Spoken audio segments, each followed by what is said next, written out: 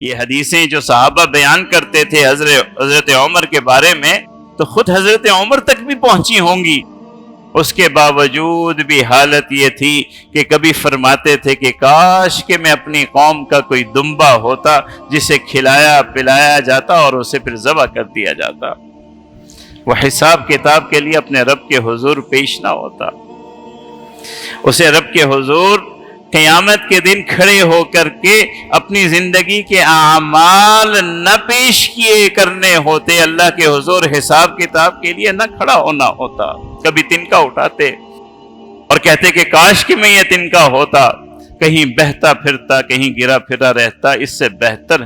تھا کہ میں انسان ہوں اور اللہ کے حضور مجھے پیش ہونا ہے اور میرے پوری زندگی کے ایک ایک عمل کو اللہ کے حضور پیش کیا جانا ہے اور مجھ سے حساب کتاب ہونا ہے۔ ایسے مقام کے باوجود بھی اس درجے اللہ کا ڈر اور خوف، یہ وہ چیز ہے جنہیں ان شخصیات نے بلند کیا ہے، چاہے حضرت عثمان ہوں، چاہے حضرت ابو بکر ہوں، چاہے حضرت عمر ہوں، چاہے حضرت علی ہوں، حضرت حسن ہوں، حضرت حسین ہوں، اللہ کا خوف، ڈر اور تقوی انتہا اونچے درجے کا تھا، اونچا درجہ۔ ایسا ہو کہ جب وقت وفات قریب ہے، زخم لگ چکا ہے، حضرت عبداللہ ابن عمر کی گود میں سر ہے، بیٹا ہے،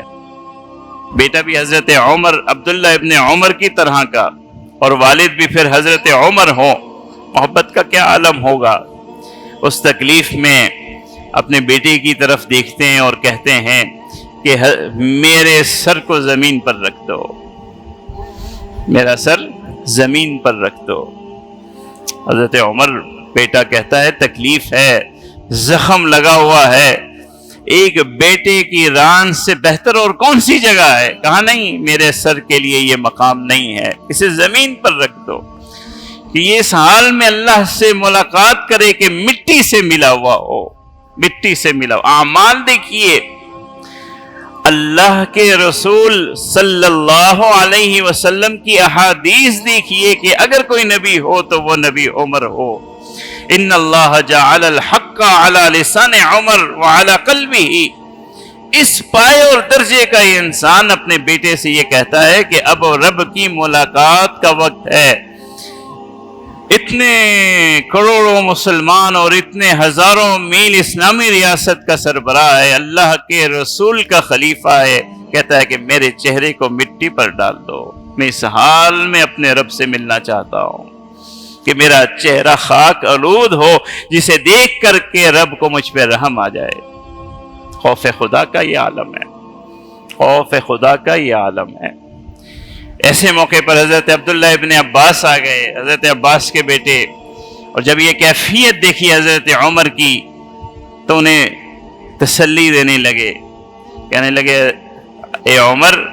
آپ کو تو بشارت ہو، کیسی فتوحات ہیں آپ کے زمانے میں، کیسے مسلمانوں کی خدمات ہیں آپ کے زمانے میں، مسلمانوں کی کیسی خیر خواہی ہے، کیا نظام عدل ہے، کیا رزق کی فراوانی ہے، کیا اسلام کی خدمات ہیں۔ تو جب یہ باتیں حضرت عمر نے سنی، نگاہ اٹھائی اور کہا حضرت عباس، عبداللہ ابن عباس، اے عبداللہ، میرے نامہ اعمال میں صرف یہی ہے کہ میری خلافت کی باتیں کر رہے ہو اور کچھ نہیں مل رہا آپ کو، دکھ سے کہا۔ حضرت عبداللہ ابن عباس نے فرمایا نہیں، بہت کچھ ہے، حضور کے زمانے کی بھی قربانیاں ہیں، لیکن میں تو یہاں سے شروعات کر رہا ہوں۔ کہنے لگے کہ عبداللہ، خلافت کے معاملے میں صرف اس بات کا طلبگار ہوں کہ جس حال میں اس ذمہ داری میں داخل ہوا تھا، اسی حال میں اس ذمہ داری سے نکل جاؤں اور مجھے ایک رتی برابر بھی ثواب نہ ملے اور کوئی مجھ سے حساب نہ کیا جائے، میں اس پہ راضی ہوں۔